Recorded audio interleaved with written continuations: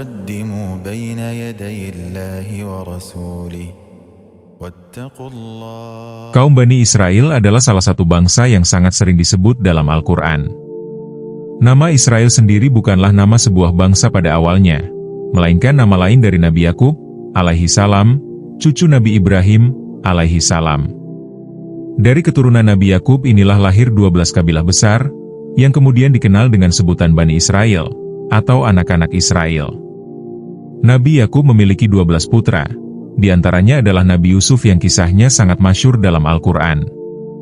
Keturunan dari ke-12 putra inilah yang berkembang menjadi sebuah bangsa.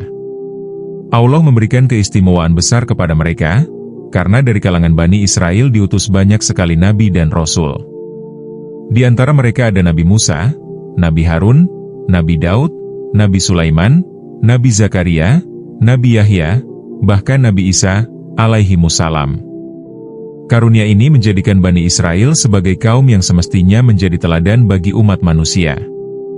Allah telah memilih mereka, memuliakan mereka, dan menurunkan wahyu melalui para nabi dari kalangan mereka.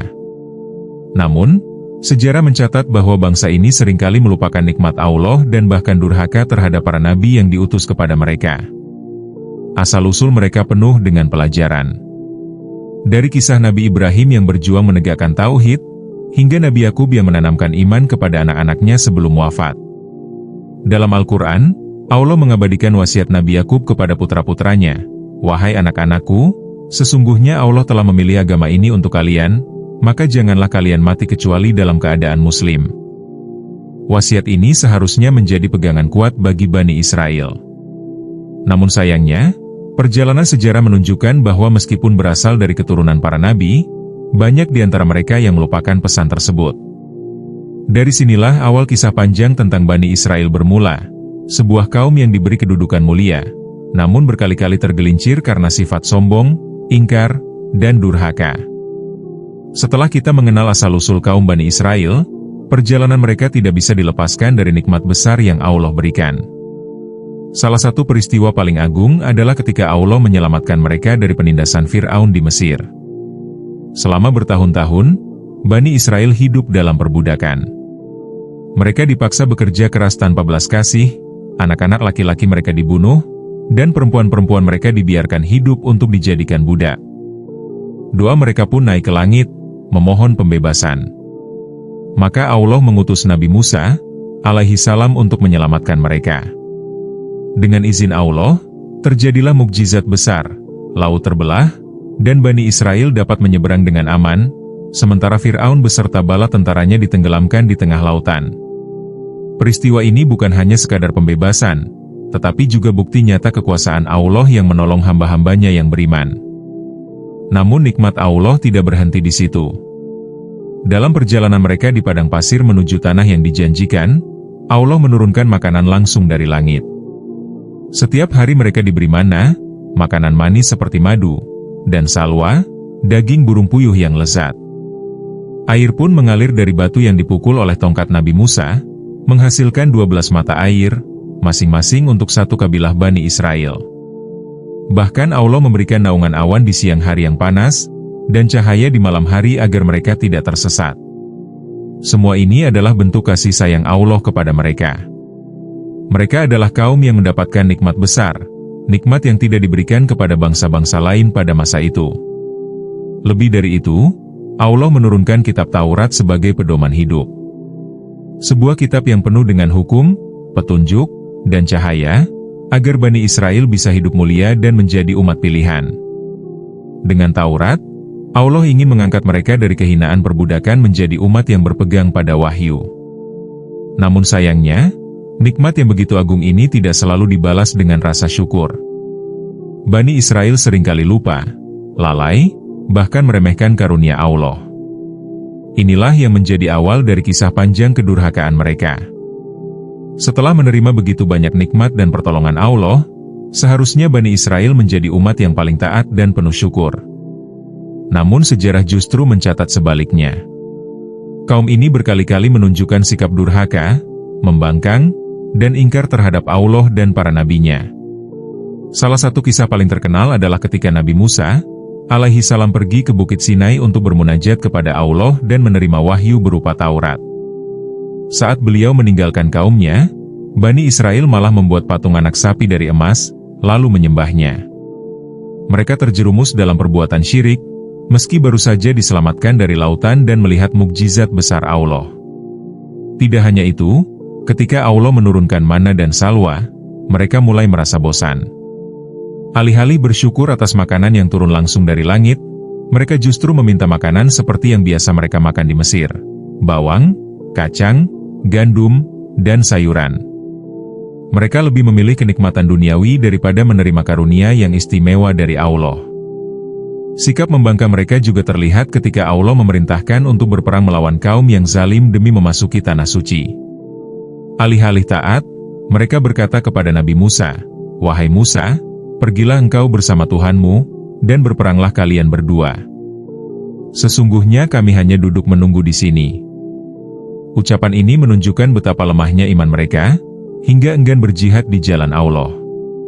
Bani Israel tidak hanya membangkang terhadap perintah, tetapi juga sering merendahkan para nabi mereka.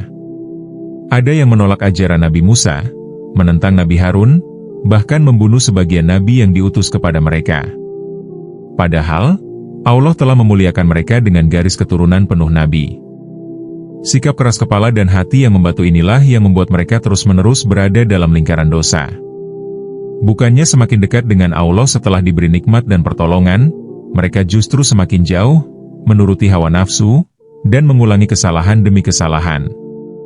Kisah ini menjadi peringatan keras bagi kita, bahwa nikmat yang tidak disyukuri justru bisa menjadi sebab turunnya murka Allah. Setiap perbuatan durhaka pasti ada akibatnya. Begitu pula dengan Bani Israel. Setelah berkali-kali ingkar dan membangkang, Allah menimpakan hukuman demi hukuman agar mereka sadar. Namun sayangnya, sebagian besar dari mereka tetap keras hati dan sulit menerima kebenaran. Salah satu hukuman terbesar adalah ketika Allah menyesatkan mereka di padang Tih selama 40 tahun. Tanah suci yang dijanjikan sebenarnya sudah ada di depan mata. Tetapi karena mereka enggan berjihad melawan kaum yang zalim, Allah tidak mengizinkan mereka masuk. Mereka pun berputar-putar di padang pasir yang tandus, tanpa arah, hingga satu generasi yang durhaka itu habis. Hanya generasi baru yang lahir dalam kesabaran dan perjuanganlah yang akhirnya Allah izinkan memasuki tanah suci. Selain itu, ada pula kisah tentang mereka yang melanggar aturan hari Sabat. Allah telah memerintahkan agar mereka berhenti bekerja dan beribadah pada hari itu. Namun sebagian dari mereka mencari-cari cara untuk melanggar perintah tersebut demi keuntungan dunia. Maka Allah murkai mereka, dan mengubah sebagian dari mereka menjadi kera yang hina. Ini adalah hukuman yang sangat keras, sebagai peringatan bagi manusia agar tidak bermain-main dengan perintah Allah. Tidak berhenti di situ. Dalam banyak kesempatan, Allah mencabut berbagai nikmat dari mereka. Apa yang tadinya mudah, menjadi sulit. Apa yang tadinya melimpah, berubah menjadi sedikit. Mereka kehilangan keberkahan, bahkan hingga hari ini sejarah mencatat bahwa Bani Israel tidak pernah bisa benar-benar hidup damai karena akibat kedurhakaan leluhur mereka. Hukuman-hukuman ini bukan semata-mata untuk menyiksa, melainkan agar mereka kembali sadar, tunduk, dan taat kepada Allah. Namun sayangnya, meski berulang kali diuji, hati mereka tetap keras. Bahkan ada yang semakin membangkang, menentang nabi-nabi, dan memilih jalan kesesatan. Inilah konsekuensi dari sikap ingkar terhadap nikmat Allah, kehinaan di dunia, dan ancaman azab di akhirat. Kisah ini menjadi cermin bagi kita semua, bahwa siapapun yang diberi nikmat lalu tidak bersyukur, pasti akan kehilangan nikmat tersebut, bahkan bisa digantikan dengan azab yang pedih. Kisah Bani Israel yang dipenuhi dengan nikmat, tetapi juga dengan kedurhakaan dan hukuman, bukan hanya sekadar catatan sejarah. Semua itu diabadikan oleh Allah dalam Al-Quran agar menjadi pelajaran berharga bagi umat Islam hingga akhir zaman. Pelajaran pertama, kita harus selalu bersyukur atas nikmat Allah.